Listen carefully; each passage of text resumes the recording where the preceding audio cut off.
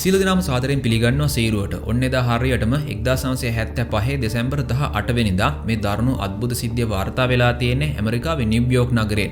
George ලට්ස් කියන පුද්ගලයා තමන්ගේ බිරිඳ සහ දරුවන් තුන්දෙනා එක්ක අලුතෙන් පදිංචිට යන්න ගෙදරක් හොයන ගමන් ඉන්නේ ටිකක් අඩු මුදලකට. මොකද ජෝර්ජ්ගේ අතේ ඒ තරම් ලොකු මුදලක් නැහැ. කොහොම නමුත් ඔන්න ජෝර්ජ්ට දැනගන්න ලැබෙනවා තමන් හොයන ගානට අංක 112 ඕෂන් ඇවනියු ඇමිටිවිල් කියන ලිපිනේ හොඳ ගෙදරක් තියෙනවා කියලා ජෝර්ජ් එනවා ඒ ගෙදර බලන්න. නමුත් ඔන්න ජෝර්ජ්ට හිතා ගන්නවත් බැහැ. මොකද මේ නිවසේ වටිනාකම ඩොලර්ස් 80000ක් විතරයි. 1975 කාලේදී උනත් මේ තරම් අඩු ගානකට මේ වගේ ගෙදරක් විකුණන්නේ ඇයි කියලා ජෝර්ජ්ට හිතා ගන්නවත් බැහැ. අන්න ඒක නිසා ජෝර්ජ් තරවකාරයාගෙන් අහනවා ඇයි මේ තරම් අඩු ගානකට මේ ගෙදර විකුණන්න හදන්නේ කියලා. ඉතින් මේ වෙලාවේදී තරවකරු එක හේතුවක් කියනවා. ඒ හේතුව මොකක්ද කියලා තව ටික වෙලාවකින් මම ඔයාලට කියන්නම්.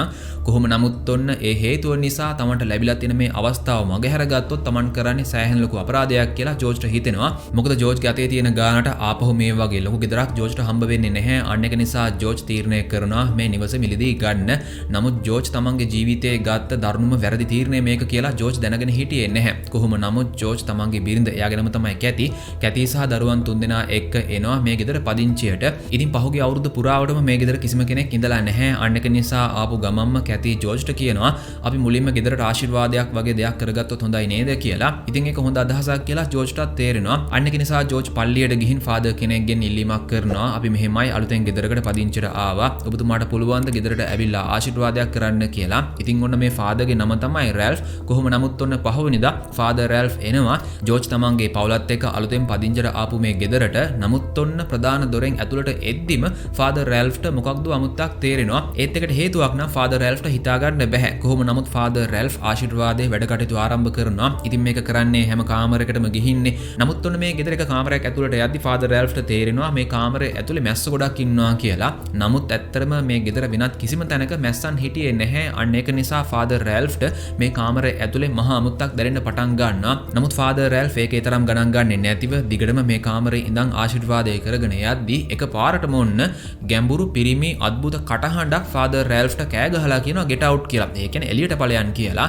මේ වෙලාවේදී නම් ෆාදර් රැල්ෆ්ගේ හිතත් ගැස්සෙනවා. උනේ මොකක්ද කියලා ෆාදර් රැල්ෆ්ටත් හිතා ගන්න බැහැ. මොකද මේ වෙදි මේ කාමරේ ඉන්නේ ෆාදර් රැල්ෆ් විතරයි. කොහොම නමුත් ෆාදර් රැල්ෆ් ඉක්මනින්ම ආශිර්වාදය ඉවර කරනවා. ඒත් ෆාදර් රැල්ෆ් අර කාමරේ ඇතුලේ සිද්ධ වුණ කිසිම දෙයක් ගැන ජෝර්ජ්ටවත් කැතිටවත් කියන්න යන්නේ නැහැ. මොකද ජෝර්ජ් සහ කැති තමන්ගේ පවුලත් එක්ක මේ ගෙදරට අලුතෙන් පදිංචිට ආවා විතරයි. ඒ අයව බය කරන්න ඕනේ නැහැනේ. අන්න ඒක ගැන හිතලා තමයි ෆාදර් රැල්ෆ් මේ උන අద్భుත සිද්ධිය ගැන ජෝර්ජ්ටවත් කැතිටවත් කියන්න යන්නේ නැත්තේ. කොහොම නමුත් ෆාදර් රැල්ෆ් ඊට පස්සේ ආපහු එනවා පල්ලියට. නමුත් ෆාදර් රැල්ෆ්ට මතක් වෙන්නේ මර සිද්ධිය. දවස් ගාණක් තිස්සේ ෆාදර් රැල්ෆ් මේක ගැන කල්පනා කරනවා. සමහර විට ඒ ගෙදර මොකක් හරි අద్భుත බලවේගයක් ඇති කියලා මේ වෙදි ෆාදර් රැල්ෆ්ට තේරලා තියෙන්නේ. ඒත් එක්කම ෆාදර් රැල්ෆ් බය වෙනවා. මොකද ෆාදර් රැල්ෆ්ට මුලින්ම ඒ බව තේරුණාත් ෆාදර් රැල්ෆ් ඒක ගැන ජෝර්ජ්ටවත් කැතිටවත් කියන්න ගියේ නැහැනේ. ඒ අය ගෙදරට පදිංචිට ආවේ අලුතෙන්. ඒ අයව බය කරන්න ඕනේ නැති නිසා තමයි ෆාදර් රැල්ෆ් මුලින් හිතලා ඒක ගැන ජෝර්ජ්ටවත් කැතිටවත් කියන්න ගියේ නැත්තේ. නමුත් දැන් ෆාදර් රැල්ෆ් මේක ගැන නොකිය හිටියොත් එහෙම ඒ පවුලට මොකක් හරි දරුණු දෙයක් වෙන්න පුළුවන් කියලා ෆාදර් රැල්ෆ්ගේ හිතේ සැකයක් තියෙනවා. ඒක නිසා දෙසැම්බර් 24 වෙනිදා ඒ කියන්නේ ෆාදර් රැල්ෆ් එදාර මුහුණ දුන්න සිද්ධියෙන් දවස් කිහිපයකට පස්සේ ජෝර්ජ්ට කතා කරලා මේ සිද්ධිය ගැන කියනවා. ෆාදර් රැල්ෆ් ජෝර්ජ්ට කියන්නේ ඔයාලගේ ගෙදර මෙන්න මේ තැන කාමරයක් තියෙනවා. ඒ කාමරෙන් දුරස් වෙලා ඉන්න. ඒ කාමරේ මොකක් හරි ප්‍රශ්නයක් තියෙනවා කියලා. නමුත් ඔන්න ෆාදර් රැල්ෆ් මේක ගැන ජෝර්ජ්ට කියනවත් එක්කම හදිස්සියෙම ෆාදර් රැල්ෆ් අසනීප වෙනවා. ඒක නිසා ෆාදර් රැල්ෆ් රෝහල් ගත කරන්නත් සිද්ධ වෙනවා. ෆාදර් රැල්ෆ්ට දැන් හොඳින්ම තේරලා තියෙන්නේ අනිවාර්යෙන් ජෝර්ජ්ගේ ගෙදර මොකක් හරි අමනුෂ්‍ය බලවේගයක් තියෙනවා. ඒක නිසා තමයි මේ විදියට අනතුරු අඟවද්දී Tamanටත් හදිසි අසනීප තත්ත්වයක් ඇති වුණේ කියලා. කොහොම නමුත් ෆාදර් රැල්ෆ් කිව්වා වගේ මේ ගෙදර එහෙම තවම කිසිම ප්‍රශ්නයක් වෙලා නැහැ. අන්න ඒක නිසා ජෝර්ජ් සහ කැති ෆාදර් රැල්ෆ්ගේ ඒ අනතුරු ඇඟවීම මේ වෙලාවේදී ගණන් ගන්නේ නැහැ. නමුත් ඔන්න මේ විදියට දවස් කිහිපයක් ගත වෙනවා. ඔන්න දැන් තමයි මේ ගෙදර එක එක අద్భుත සිද්ධීන් වෙන්න පටන් ගන්නෙ. මුලින්ම මේ අය මුහුණ දෙන අద్భుත සිද්ධිය තමයි හැමදාම පාන්දර 3:15 වෙද්දී එකපාරටම මේ අයට ඇහැරෙනවා. පාන්දර 3:05 වෙලා කියන්නේ සාමාන්‍යයෙන් හැම කෙනෙක්ම ඒ වෙද්දී ඉන්නේ ගැඹුරු නිින්දේ. නමුත් එකපාරටම පාන්දර 3:15ට මේ අයට ඇහැරෙනවා. මේ අයට දැන් තමයි ඒ බව තේරෙන්නේ. මේ අය ගෙදරට ආපු දවසේ ඉඳන්ම පාන්දර 3:15ට මේ අයගේ නිින්දර බාධාවක් ඇති වෙලා තියෙනවා. කොහොම නමුත් ෆාදර් රැල්ෆ්ගේ ඒ අනතුරු ඇඟවීමෙන් පස්සේ තමයි මේ අයට දැන් හරියටම මේක තේරෙන්නේ. කොහොම නමුත් මේ වගේ දෙයක් වෙන්නේ ඇයි කියලා මේ අයට හිතා ගන්නවත් බැහැ. ඉතින් ඔන්න මේ ගෙදර ඇතුලේ සිද්ධ වෙන අద్భుත දේවල් මෙතනින් නතර වෙන්නේ නැහැ. මේ අයට දැන් ගෙදර පුරාම අමුතුමාකාරයේ ගඳක් දැනෙන්න පටන් අරගෙන තියෙන්නේ. ඒත් කොච්චර හෙව්වත් ඒ ගඳ දැනෙන්නේ කොහෙන්ද කියලා මේ අයට හිතා ගන්න බැහැ. ඒ විතරක් නෙවෙයි මේ අය නිින්දට ගියාට පස්සේ එක එක සද්දක් දැන් නැහෙනවා. දොරවල් ඇරෙන සද්ද සද්ද ඇහෙනවා, කවුරු හරි බරට අඩිය තියලා ඇවිදින සද්ද ඇහෙනවා. නමුත් මේ අය නැගිටලා ඇවිල්ලා බලද්දී ඒ හැම සද්දයක්ම අතුරුදහන් වෙනවා. දැන් නම් ජෝර්ජ්ටයි කැතිටයි හොඳින්ම තේරලා තියෙන්නේ අනිවාර්යෙන් මේ ගෙදර මොකක් හරි ප්‍රශ්නයක් තියෙනවා කියලා. ඒත් Taman මේ අලුතෙන් පදිංචිට ආපු ගෙදර දාලා යන්න තරම් මේ ලොකු සිද්ධියක් විදියට මේක ජෝර්ජ්වත් කැතිවත් දකින්නේ නැහැ. නමුත් ඔන්න පහුවෙනිදා ජෝර්ජ්ට මුහුණ දෙන්න සිද්ධ වෙන්නේ සෑහෙන දරුණු අద్భుත දෙයකට. ඒක තමයි ඔන්න දැන් හැම කෙනෙක්ම නිදි. ජෝර්ජ් සහ කැති නිදාගන්න වෙනම කාමරයක. ඉතින් ඔන්න පාන්දර 3:15 වෙද්දී ජෝර්ජ්ට ඇහැරෙනවා. සාමාන්‍යයෙන් අනිත් දවස්වලදී නම් පාන්දර 3:15ට ජෝර්ජ්ට ඇහැරෙද්දී ජෝර්ජ් එක්කම කැතිත් ඇහැරෙනවා. නමුත් ඔන්න අද කැති ඉන්නේ ගැඹුරු නිින්දේ. ඒත් කැති නිදාගෙන ඉන්න ආකාරය දැක්කට පස්සේ ජෝර්ජ් සෑහෙන්න බය වෙනවා. ඒකට හේතුව තමයි මේ වෙද්දී කැති නිදාගෙන ඉන්නේ. එයා ගැඳේ නෙවෙයි, කැති ඉන්නේ ඇඳට අඩි 3ක් උඩින්. ඒ කියන්නේ හිස් අවකාශයේ පාවෙන ගම. මේක දැක්කට පස්සේ ජෝර්ජ් සෑහෙන්න බය වෙනවා. ඉතින් ඇත්තටම මෙතන වෙන්නේ මොකක්ද? ඔයාලට මතක ඇති ජෝර්ජ් මේ ගෙදර මිලදී ගන්න කලින් මේ තරම් අඩු ගානකට ගෙදර විකුණන්නේ ඇයි කියලා තරවකරු හේතුවක් කිව්වනේ. ඒ හේතුව මොකක් වෙන්නේ නැතිද? මෙතනින් පස්සේ ජෝර්ජ්ටයි එයාගේ පවුලේ අයටයි මොන වගේ භයානක අద్భుත දේවල් වලට මුහුණ දෙන්න සිද්ධ වෙයිද? විශ්වාස කරන්න මේ සත්‍ය අద్భుත සිදුවීම පාදක කරගෙන චිත්‍රපට එකක් දෙකක් නෙවෙයි චිත්‍රපට 40ක්ම නිර්මාණය වෙලා තියෙනවා. ඉතින් චිත්‍රපට 40ක් නිර්මාණය වෙන්න තරම් මෙතන වෙලා තියෙන ඒ අద్భుත දේ මොකක්ද? එන්න සම්පූර්ණම කතාව අද සිරුරෙන් මම ඔයාලට කියන්නම්.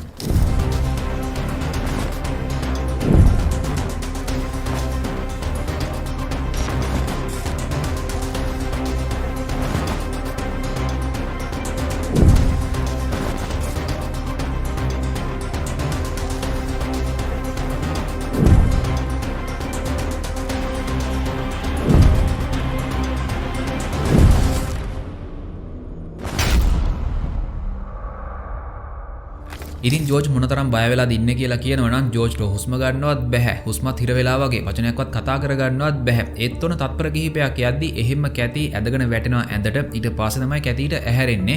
ඒත් Tamanට පහුගිය මිනිත්තුවේදී උනේ මොකක්ද කියලා කැතිට මතක නැහැ. ජෝර්ජ් ඊට පස්සේ කැතිට කියනවා ඔයා මෙන්න මේ විදියට ඇඳෙන් අඩි කිහිපයක් උඩින් පාවෙන ගමන් හිටියේ. ඔයාට ඒ කිසිම දෙයක් දැනුනේ නැද්ද? ඔයාට ඒ කිසිම දෙයක් මතක නැද්ද කියලා.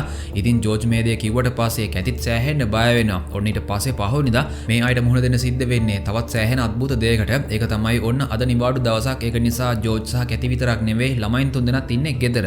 ඉතින් මෙයාලගේ පොඩි දුව මේ වෙද්දී එයාගේ කාමරේ තනියම සෙල්ලම් කරන ගමන් ඉන්නේ. නමුත් මේ අයට ඇහෙනවා තමන්ගේ පොඩි දුව කාත් එක්ක හරි කතා කරනවා, hina වෙනවා කියලා. අන්න ඒක නිසා ජෝර්ජ් සහ කැති දුවගේ කාමරේට ගිහින් එයාගෙන් අහනවා දුවේ ඔයා කාත් එක්ක හරි කතා කළාද කියලා. ඊට පස්සේ ඔන්න මෙයාලගේ දුව මේ කිසිම කෙනෙක් නැති පැත්තක් පෙන්නලා කියනවා ඔයාලට පේන්නේ නැද්ද මම මගේ අලුත් යාළුවත් එක්ක සෙල්ලම් කරන ගමන් ඉන්නේ කියලා.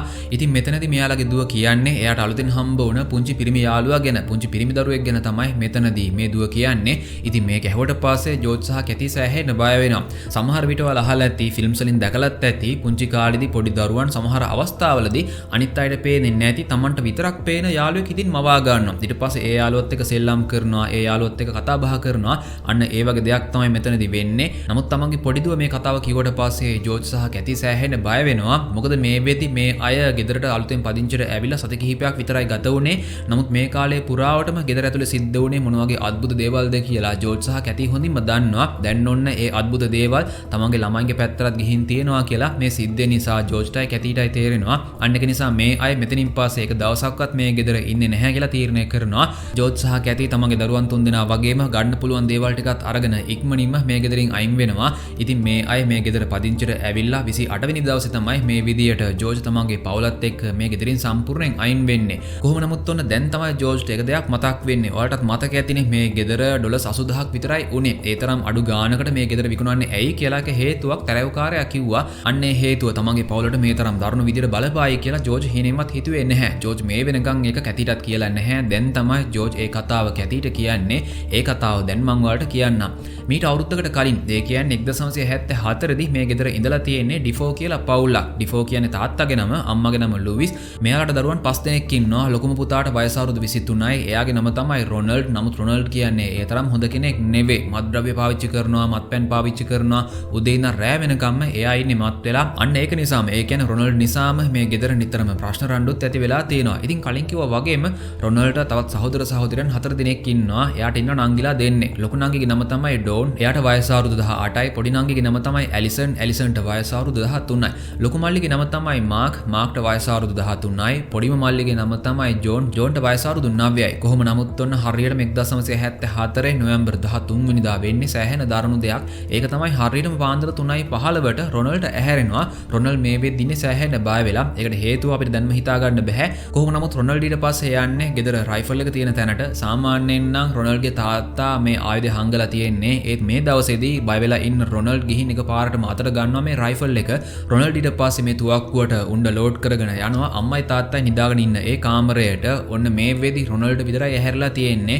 රොනල්ඩ් ඊට පස්සේ එකපාරටම මේ රයිෆල් එකෙන් අම්මටයි තාත්තටයි දෙන්නට වෙඩි තියලා මේ දෙන්නම මරලා දානවා. ඊට පස්සේ රොනල්ඩ් කෙලින්ම යන්නේ තමන්ගේ නංගිලා දෙන්න නිදාගෙන ඉන්නේ කාමරයට. අම්මයි තාත්තයි මරලා දාපු ආකාරයටම රොනල්ඩ් තමන්ගේ නංගිලා දෙන්නටත් වෙඩි තියලා එහෙම මරලා දානවා. ඉතින් මෙතනින් රොනල්ඩ් නතර වෙන්නේ නැහැ. මොකද රොනල්ඩ් ඊට පස්සේ යන්නේ තමන්ගේ මදිලා දෙන්න නිදාගෙන ඉන්නේ කාමරයට. ඔන්න රොනල්ඩ් මදිලා දෙන්නවත් ඉතුරු කරන්නේ නැහැ. අම්මවයි තාත්තවයි නංගිලා දෙන්නවයි මරලා දාපු ඒ දරුණු ආකාරයටම රයිෆල් එකෙන් වෙඩි තියලා මදිලා දෙන්නවත් මරලා දානවා. ඉතින් පාන්දර 3:15ට හිටි හැටියෙම නැගිටලා රොනල්ඩ් මේ තරම් දරුණු විදියට තමන්ගේ පවුලේ අයව මරලා දැම්මේයි. කොහොම නමුත් ඊට පස්සේ රොනල්ඩ් ගිහින් ආපහු නිදා ගන්නවා. ඉතින් ඔයාලට තේරෙනවා ඇතිනේ තමන්ගේ පවුලේ 6 දෙනාටම වෙඩි තියලා මරලා දාපු රොනල්ඩ් තමයි දැන් මේ ගෙදර ඇතුළේදීම මලසිරුත් එහෙම තියෙද්දිම තමන්ගේ කාමරයට පාඩුවේ ඇවිල්ලා නිදාගන්නේ. ඊට පැය කිහිපයකට පස්සේ ඒ කියන්නේ උදේ පාන්දරම රොනල්ඩ් යනවා තැබෑ රූමකට. රොනල්ඩ් ඊට පස්සේ ගිහින් හොඳටම බොනවා. ඉතින් මේ වෙලාවේ හොඳටම මත් වුණ රොනල්ඩ් තමන්ගේ අවට ඉන්න කිහිප දෙනෙක්ට කියනවා මෙන්න මේ වගේ දරුණු දෙයක් අද පාන්දර වුණා කියලා. මම්මගේ පවුලේ අයට වෙඩි තියලා මරලා දැම්මා කියලා වෙරි මතෙන්ම රොනල්ඩ් හැම කෙනෙක්ටම කියනවා. ඒත් ඔන්න මෙතන ඉන්න ගොඩක් අය ඒ විශ්වාස කරන්නේ නැහැ. රොනල්ඩ් හොඳටම බීලා වෙරි වෙලා මොකක් හරි පිස්සු විකාරයක් කියවනවා කියලා තමයි සමහර අය හිතන්නේ. ඒත් හැම කෙනෙක්ම එහෙම හිතන්නේ නැහැ. කෝකටත් කියලා මේ අය ගිහින් මේ සිද්ධිය ගැන පොලිසියට කියනවා. පොලිසිය ඊට පස්සේ ඇවිල්ලා රොනල්ඩ්ව අල්ල ගන්නවා. ඊට පස්සේ පොලිසිය රොනල්ඩ්ගෙන් ප්‍රශ්න කරනවා. රොනල්ඩ් මේ වෙද්දිත් ඉන්නේ මත් වෙලා. රොනල්ඩ් පොලිසියටත් කියනවා ඔව් මං කියපු කතාව ඇත්ත. මම මගේ පවුලේ ඉතුරු 6 දෙනාටම වෙඩි තියලා මරලා දැම්මා කියලා. පොලිසිය ඊට පස්සේ රොනල්ඩ් එක්කම යනවා එයාගේ ගෙදරට. ඔන්න රොනල්ඩ් කියලා තියෙන සහතික ඇත්ත. රොනල්ඩ්ගේ අම්මයි තාත්තයි නංගිලා දෙන්නයි මාදිලා දෙන්නයි තම තමන්ගේ නිදන කාමරවල ඇඳ උඩ එහෙම මිය ගිහින්. ඉතින් මේක සයපුද්ගල ඝාතන නඩුවක්. අන්න ඒක නිසා පොලිසිය රොනල්ඩ්ව අත්අඩංගුවට ගන්නවා. කොහොම නමුත් ඔන්න මේ වෙද්දි මේ සම්පූර්ණ ප්‍රදේශෙම මේ සිද්ධි නිසා කැළඹිලා තියෙන්නේ. ඉතින් පොලිසිය අත්අඩංගුවට ගත්ත රොනල්ඩ්ගෙන් ප්‍රශ්න කරනවා. ඒත් තවමත් රොනල්ඩ් ඉන්නේ වෙරි මතින්. ඒක නිසා රොනල්ඩ් එක එක කතා කියනවා. නමුත් පැය කිහිපයකට පස්සේ රොනල්ඩ්ගේ වෙරි බැස්සට පස්සේ රොනල්ඩ් හැම දෙයක්ම පාපොච්චාරණය කරන්න පටන් ගන්නවා. රොනල්ඩ් කියනවා ඔව් මම පාන්දර නැගිට්ටා. ඊට පස්සේ මම මගේ පවුලේ හැමෝටම වෙඩි තියලා මරලා දැම්මා කියලා. ඒත් පොලිසියට ලොකු ප්‍රශ්නයක් තියෙනවා. රොනල්ඩ් කියන්නේ මත්පැන් පානය කරන කෙනෙක්, මත්ද්‍රව්‍ය භාවිතා කරන කෙනෙක්. ඒක නිසා රොනල්ඩ් සහ අම්මලා තාත්තලා අතර නිතරම ප්‍රශ්න රණ්ඩු ඇති වෙලා තියෙනවා. ඒත් ඇත්තටම මේක හේතුවක් නෙවෙයිනේ පවුලේ 6 දෙනාටම වෙඩි තියලා මරලා දාන්න. අන්න ඒක නිසා පොලිසිය රොනල්ඩ්ගෙන් ප්‍රශ්න කරනවා ඇයි ඔහේ මේ වගේ දරුණු දෙයක් කළේ කියලා. ඉතින් මේ වෙලාවේදී රොනල්ඩ් කියන්නේ මහා අමුතු අద్భుත කතාවක්. ඒ කතාව මම දැන් ඔයාලට කියන්නම්. දැන් කාලෙක ඉඳන් හැමදාම පාන්දර 3:15ට රොනල්ඩ් එකපාරටම ඇහැරෙනවා. එයා ගැඹුරු නිින්දේ ඉන්නේ. නමුත් එකපාරටම පාන්දර 3:15ට ඇහැරෙනවා. ඒ හැම අවස්ථාවකදීම කවුදෝ අద్భుත අමනුෂ්‍ය පිරිමි කෙනෙක්ගේ කටහඬක් රොනල්ඩ්ට කියලා තියෙනවා පවුලේ හැම කෙනෙක්ම මරලා දාන්න නැත්තම් මං ඔහෙව මරලා දානවා කියලා. ඉතින් මේ කටහඬ කියපු දේ නිසා රොනල්ඩ් බය වෙලා තියෙනවා.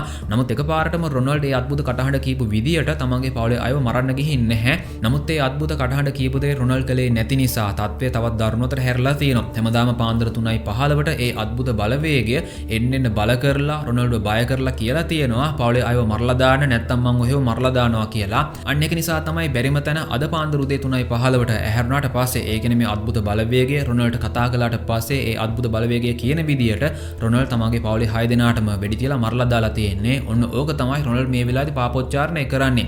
ඒත් පොලිසියට රොනල්ඩ් කියන කතාව විශ්වාස නැහැ. අන්න ඒක නිසා රොනල්ඩ්ව දාන උසාවියට. ඉතින් මේ උසාවියේදී රොනල්ඩ්ගේ පැත්තෙන් මේ කතා කරන ලෝය, ඒ කියන්නේ රොනල්ඩ්ව ආරක්ෂා කරන්න හදන ඒ ලෝය විනිසුරුතුමාට ඉදිරිපත් කරනවා, කරුණු ඉදිරිපත් කරනවා. රොනල්ඩ්ට මානසික ආබාධයක් තියෙනවා. එයා ඇත්තටම වැරදිකාරයෙක් වුණාට එයාට සිර දඬුවම් නියම කරන්න එපා. එයාට මානසික ප්‍රතිකාර අවශ්‍යයි. ඒක නිසා එයාව මානසික රෝහලකට දාන්න කියලා. නමුත් විනිසුරුතුමා ඒක පිළිගන්නේ නැහැ. මොකද මේක බොහොම සාහසික ඝාතන නඩුවක්. 6 දෙනෙක්ම මිය ගිහින් තියෙනවා. අන්න ඒක නිසා විනිසුරුතුමා රොනල්ඩ්ට ජීවිතාන්තයේදී සිර දඬුවම් නියම කරනවා. ඔන්න ඔහොම තමයි මේ නඩුව නම් ඉවර වෙන්නේ. නමුත් මෙතන හිතා ගන්න බැරි බොහොම අద్భుත අභිරහස් ගොඩක් හැංගිලා තියෙනවා. අන්න ඒ දේවල් දැන් මම ඔයාලට එකින් එක කියන්නම්. මෙතන හිතාගන්න බැරි පළවෙනිම අද්භූත දේ තමයි මේ 6 දෙනාම මිය ගිහින් තියෙන එක මිරියාවෙන්. මේ 6 දෙනාම ඉඳලා තියෙන්නේ තම තමාගේ නිදන කාමරවල ඇඳවල් උඩ. මේ 6 දෙනාම නිදාගෙන ඉඳලා තියෙන්නේ මුණින් අතට. ඉතින් ඇත්තටම මේ දේ වෙන්න පුළුවන්ද? අන්නේ ප්‍රශ්නෙට අදටත් උත්තරයක් නැහැ. එකම වෙලාවේ දෙන්නෙක් නම් එක මිරියාවෙන් නිදාගෙන හිටියා කියලා හිතන්න පුළුවන්. එහෙම වෙන්න සම්භාවිතාවයක් තියෙනවා. නමුත් එකම වෙලාවේ එකම ගෙදර එකම පවුලේ 6 දිනක් එක මිරියාවෙන් නිදාගෙන ඉන්න අවස්ථාවක් තියෙනවද? අන්න ඒ ප්‍රශ්නේ මෙතනදී අපිට ඉතුරු වෙනවා. මෙතන හිතාගන්න බැරි ඊළඟම අද්භූත දේ තමයි රොනල්ගේ පාපොච්චාරණයට අනුව එයා මේ 6 දෙනාටම වෙඩි තියලා තියෙන රයිෆල් එක භාවිතා කරලා රොනල්ට මේ 6 දෙනාම මරලා දාන්න ආසන්න වශයෙන් විනාඩි 12ත් 15ත් අතර කාලයක් ගත වෙලා තියෙනවා. ඉතින් මෙතන හිතා ගන්න බැරි දේ තමයි රොනල්ගේ පාපොච්චාරණයට අනුව රොනල් ගිහින් මුලින්ම වෙඩි තියලා තියෙන අම්මටයි තාත්තටයි. අම්මට වෙඩි තියාදී තාත්තට නැගිටලා ඒ වෙන මුකුත් කරන්න එයාට බේරෙන්න අවස්ථාවක් ලැබුණේ නැහැ කියලා හිතන්න පුළුවන්. වෙලාවක් ලැබුණේ නැහැ කියලා හිතන්න පුළුවන්. නමුත් රොනල් වෙඩි කිහිපයක් තියලා මේ ගෙදර කාමරයක් ඇතුළේදීම අම්මවයි තාත්තවයි මරලා දාද්දී ඒ ශබ්දය අනිත් 4 දෙනාටම ඇහුනේ නැද්ද? ඒ 4 දෙනා හිටියේ සිහිය නැති වෙලා නෙවෙයි. ඒ 4 දෙනා හිටියේ නිදාගෙන. පොලිස් වාර්තාවලට අනුව රොනල් වෙඩි තියද්දී මේ රයිෆල් එකට කිසිම ආකාරයක සයිලන්සර් එකක්. ඒ කියන්නේ වෙඩි ශබ්දය අඩු වෙන විදිහේ කිසිම දෙයක් භාවිතා කරලත් නැහැ. දෝංකාර දෙන විශාල ශබ්දයක් ඒ වෙලාවදී ගෙදර ඇතුලෙන් ඇහෙන්න ඕනේ. නමුත් හිතා ගන්න බැරි අద్భుත දේ තමයි ඒ වෙඩි ශබ්දය ඉතුරු 4 දෙනාගෙන් එක්කෙනෙක්ටවත් අඩුම තරමේ එක්කෙනෙක්ටවත් ඇහිලා නැහැ. එහෙම ඇහුණනම් අනිවාර්යෙන් මේ අය නැගිටින්න ඕනේ. නැගිට්ටනම් මේ අය ඇඳේ ඉන්න විදියක් නැහැනේ. අන්න එහෙම උනේ කොහොමද කියලාත් හිතා ගන්න බැහැ. ඒ වගේම අධිකරණ වෛද්‍ය ඒකකය තහවුරු කරලා තියෙනවා මේ අය කිසිම ආකාරයක මත්ද්‍රව්‍යයක් අරගෙන නැහැ. ඒ කියන්නේ ගැඹුරු නිින්දකට වැටෙන්න, සිහිය නැති වෙන්න, එහෙම කිසිම ආකාරයක දෙයක් මේ අයගේ ශරීරගත වෙලා තිබිලා නැහැ. අන්න ඒක නිසා රයිෆල් එකක් වගේ ලොකු වෙඩිහඬක් ඇහෙන ආයුධයක් ගෙදර ඇතුලේ භාවිතා කරද්දී ඉතුරු අයට ඇහැරුනේ නැත්තේ ඇයි කියන ඒ ප්‍රශ්නෙට අදටත් උත්තරයක් නැහැ. කොහොම නමුත් පොලිස් අසල්වැසියන්ගෙන් ප්‍රශ්න කරනවා. ඒත් පුදුමය කියන්නේ පාන්දර මේ ගෙවල් පැත්තෙන් වෙඩි ශබ්දයක් තියා වෙනත් කිසිම ශබ්දයක් අසල්වැසියන්ටවත් ඇහිලා නැහැ. අන්න එහෙම උනේ කොහොමද කියලා පොලිසියට හිතා ගන්න බෑ. කොහොම නමුත් ගෙදර ඇතුලෙන් ඇහුණ අద్భుත කටහඬක් නිසා තමයි රොනල්ඩ් මේ දේ කරලා තියෙන්නේ කියන ඒ කතාව ඔන්න ලැබුගින්නක් වගේ පැතිරෙන්න පටන් ගන්නවා. ඒත් මාස කිහිපයක් යද්දි මිනිස්සුන්ට මේක අමතක වෙනවා. මොකද වැරදිකාරයා. ඒ කියන්නේ රොනල්ඩ් ජීවිතාන්තයේ තෙක් සිර දඬුවම් නියම වුණා. ඉතින් ඒ දරුණු සිදුවීමට අවුරුද්දකට පස්සේ තමයි ජෝර්ජ් තමන්ගේ පවුලේ අයත් එක්ක මේ ගෙදර පදිංචි අලුතෙන් එන්නේ. නමුත් ගෙදර විකුණන්න කලින් තරවුකාරයා ජෝර්ජ්ට කියලා තියෙනවා මෙන්න මෙහෙමයි අවුරුද්දකට කලින් මානසික ආබාධයක් තියෙන තරුණ පිරිමි ළමෙක් තමන්ගේ පවුලේ අයට වෙඩි තියලා මේ ගෙදර ඇතුළේදී මරලා දාලා තියෙනවා. ඒක නිසා මේ ගෙදර කිසිම කෙනෙක් ගන්නෙ නැහැ. එක එක විකාර කතා කියනවා. ඒක නිසා තමයි අඩුවට මේ ගෙදර විකුණන්නේ කියලා. ඉතින් තරවුකාරයා ඒ කියපු කතාව ජෝර්ජ් ඒ වෙලාවේදී ගණන් ගත්තේ නැහැ. නමුත් මේ අය ගෙදරට ඇවිල්ලා දවස් 28ක් යන්නත් කලින්ම මේ අයට තේරුණා ගෙදර ඇතුලේ මොකක් හරි අద్భుත බලවේගයක් තියෙනවා කියලා. මොකද රොනල්ගේ කට උත්තරයට අනුව එයාටත් අර අద్భుත කටහඬ ඇහිලා තියෙන්නේ. එයා එකපාරටම ඇහැරිලා තියෙන්නේ පාන්දර 3:15ට. අන්න ඒ වෙලාවටම තමයි ජෝර්ජ්ටයි කැතීටයි එක එක අద్భుත සිදුවීම් වලට මේ ගෙදර ඇතුළේදීම මුහුණ දෙන්න සිද්ධ වුණේ. ඒ විතරක් නෙවෙයි පවුලේ අයව මරලා දාන්න කියලා රොනල්ඩ්ව බය කරලා තිබුණේ අద్భుත පිරිමි කෙනෙක්ගේ කටහඬක්. අන්න ඒ වගේම පිරිමි කෙනෙක්ගේ කටහඬක් තමයි ෆාදර් රැල්ෆ්ටත් මේ ගෙදරට එද්දි ආශිර්වාදය කරද්දි ඇහුනේ. අන්න ඒක නිසා දැන් අපිට තේරෙනවා එළියට නොපෙනෙන මොකක් හරි අద్భుත බලවේගයක් මේ ගෙදර තිබුණා වෙන්න පුළුවන්. කොහොම නමුත් මේ ගෙදර ඇතුලේ සිද්ධ වෙන ඒ අద్భుත සිදුවීම් නිසා ජෝර්ජ් තමන්ගේ පවුලත් එක්ක මේ ගෙදර දාලා යන්න ගියානේ. අන්න ඒක නිසා ආපහු මේ සිද්ධිය ගැන ගොඩක් අය කතා බහ කරන්න පටන් ගන්නවා. මුලින්ම නම් මේ අය හිතුවේ රොනල්ඩ් කියන්නේ බොරු වෙන්න පුළුවන් කියලා.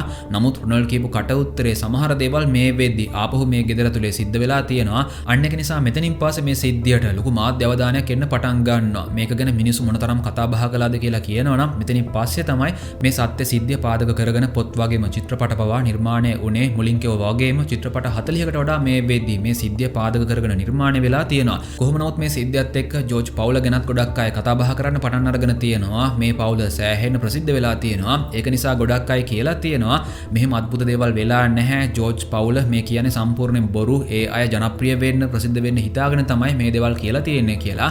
අන්න ඒක නිසා ජෝර්ජ් පවුලේ මේ අය කියන්නේ බොරුද ඇත්තද කියලා පරීක්ෂා කරලාත් බලලා තියෙනවා. ඔයාලා අහලා තියෙන පොලිග්‍රාෆ් පරීක්ෂණය ගැන ඒ පරීක්ෂණයෙන් බලන්න පුළුවන් කෙනෙක් කියන්නේ ඇත්තද බොරුද කියලා. අන්න ඒ පරීක්ෂණයට ජෝර්ජ්ගේ පවුලේ හැමෝම දාලා පරීක්ෂා කරලා බලලා තියෙනවා. නමුත් ඒ පරීක්ෂණයෙන් ඔප්පු වෙලා තියෙනවා, තහවුරු වෙලා තියෙනවා මේ අය කියන්නේ බොරු නෙවෙයි කියලා. ඒ කියන්න ඕන දැන් අපිට තේරෙනවා අනිවාර්යයෙන් මේ ගෙදර ඇතුලේ විස්තර කරගන්න බැරි විදිහේ දෙයක් වෙලා තියෙනවා. කොහොම නමුත් ඔන්න මෙතනින් පස්සේ පැරනෝමල් ඉන්වෙස්ටිගේටර්ස්ලා ඒ කියන්නේ මේ වගේ গুপ্ত දේවල් ගැන පරීක්ෂා කරලා බලන අයත් මේ ගෙදරට ඇවිල්ලා පරීක්ෂා කරලා බලලා තියෙනවා මේ ගෙදර ඇතුලේ මොකක් හරි අద్భుත බලවේගයක් තියෙනවද කියලා. මොකද මේ වගේ අය එක එක තාක්ෂණයන් භාවිතා කරනවා. ඒ අයට හඳුනා ගන්න පුළුවන් ගෙදර ඇතුලේ මොකක් හරි අద్భుත බලවේගයක් තියෙනවද නැද්ද කියලා.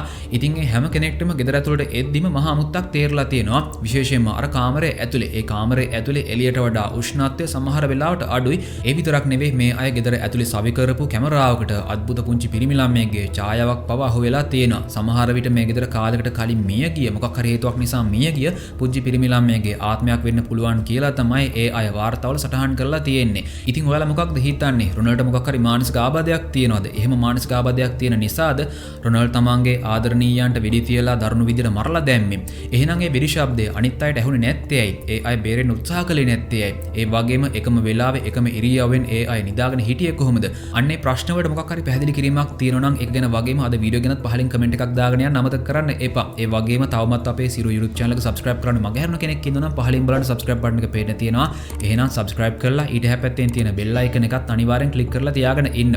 එහෙනම් ඊළඟ සිරු වැඩසටහනින් ඉක්මනටම හම්බෙමු. එතකන් හැම කෙනෙක්ම පරිස්සමින් ඉන්න. We will meet again.